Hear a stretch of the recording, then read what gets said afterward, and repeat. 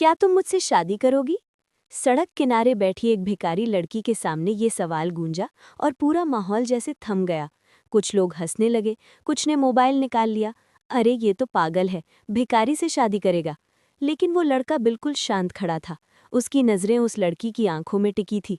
लड़की ने धीरे से सिर उठाया, चेहरे पर धूल, कपड़े फटे हुए, लेकिन आंखों में एक अजीब सा आत्मविश्वास।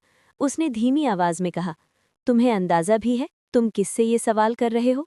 लड़का हल्का सा मुस्कुराया। हाँ, एक ऐसी लड़की से जो अपनी असली पहचान छुपा रही है। ये सुनकर भीड़ एकदम चुप हो गई। दिल्ली की भीड़भाड़ वाली सड़कों पर वो लड़की कई दिनों से बैठी थी। लोग उसे बस एक भिखारी समझते थे। कोई सिक्का डाल देता, कोई ताना मार देता, काम कर लेती। युवा होकर भीख मांग रही है। लेकिन वो कुछ नहीं कहती, बस मुस्कुरा देती, जैसे उसे किसी की बात से फर्क ही नहीं पड़ता। उसका नाम आर्या था, लेकिन उसकी असली पहचान किसी को नहीं पता थी। वो एक आईएएस ऑफिसर थी, जिसने देश की सबसे कठिन परीक्षा पास की थी।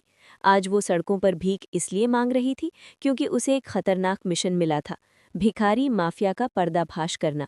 एक ऐसा गिरोह जो गरीबों और बच्चों को जबरदस्ती भीख मंगवाकर खुद करोड़ों कमाता था। आर्या ने फैसला किया कि अगर सच पकड़ना है तो उसे उसी दुनिया में उतरना होगा। उसने अपनी पहचान छुपाई, अपना रूप बदला और इस अंधेरी दुनिया का हिस्सा बन गई। अब उसकी जिंदगी आसान नहीं रही थी। घंटों धूप में बैठना, कई बार भूखे पेट सोना, लोगों की गालियां सुनना, ये सब उसकी रोजमर्रा की जिंदगी बन चुका था।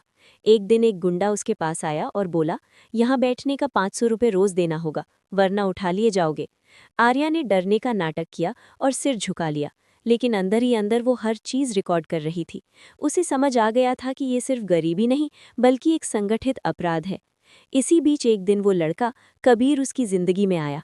एक अमीर, समझदार और शांत स्वभाव का लड़का। उसने बिना कुछ सोचे शादी का प्रस्ताव दे दिया था, लेकिन उसके शब्दों में मजाक नहीं, सच्चाई थी। कबीर बार बार उससे मिलने आने लगा। वो उससे बातें करता, खाना देता, और सबसे अलग बात, वो उसे इंसान की तरह ट्रीट करता, ना कि एक भिखारी की तरह। आर्या हैरान थी। पहली बार कोई उसे उसके कपड़ों से नहीं, बल्कि उसकी आंखों से समझ रहा था। जैसे जैसे दिन बीतते गए, आर्या को माफिया के बारे में ज्यादा जानकारी मिलने लगी। उसने देखा कि छोटे छोटे बच्चों को जबरदस्ती भीख मंगवाई जाती है। अगर वो कम पैसे लाते तो उन्हें मारा जाता। ये सब देखकर उसका दिल कांप जाता, लेकिन वो खुद को रोकती रही, क्योंकि उसे पता था कि अगर उसने जल्दबाजी की तो पूरा मिशन फेल हो सकता है।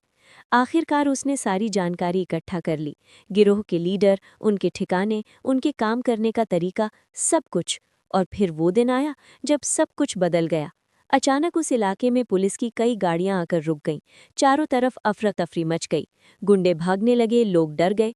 तभी वो भिखारी लड़की उठी। उसकी आवाज़ अब कमज़ोर नहीं, बल्कि दमदार थी। मैं आईएएस ऑफिसर आर्या सिंह हूँ, और आज ये पूरा गिरोह खत्म होगा। ये सुनकर सबके होश उड़ गए। पुलिस ने कुछ ही मिनटों में पूरे गिरोह को पकड़ लिया। जिन बच्चों को जबरदस्ती भीख मंगवाई जा रही थी, उन्हें आज़ादी मिल गई। भीड़ में खड़ा कबीर ये सब देख रहा था।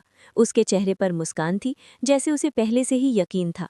आर्या उसके पास आई और पूछा, तुम्हें पहले से पता था ना? कबीर ने सिर हिलाया। नहीं, लेकिन मुझे यकीन था कि तुम आम नहीं हो। तुम्हारी आंखें सब कुछ बता देती हैं। ये सुनकर आर्या हल्का सा मुस्कुरा दी। कुछ दिनों बाद आर्या को उसके इस साहसिक काम के लिए सम्मान मिला। हर जगह उसकी तारीफ होने लगी। लेकिन उसके मन में एक सवाल बार बार आता, क्या लोग उसे तब भी सम्मान देते जब वो सिर्फ एक भिखारी थी? और जवाब साफ था, नहीं, क्योंकि दुनिया अक्सर बाहरी रूप देखकर ही फैसला करती है। उसी वक्त उसे समझ आया कि असली पहचान कपड़ों से नहीं, बल्कि इरादों और हिम्मत से बनती है। कुछ समय बाद कबीर फिर उसके सामने खड़ा था। इस बार उसके शब्द वही थे, लेकिन मायने और गहरे। अब तो तुम मुझसे शादी करोगी? आर्या ने उसकी तरफ देखा और मुस्कुराते हुए कहा, अब मैं तुम्हें समझ चुकी हूँ।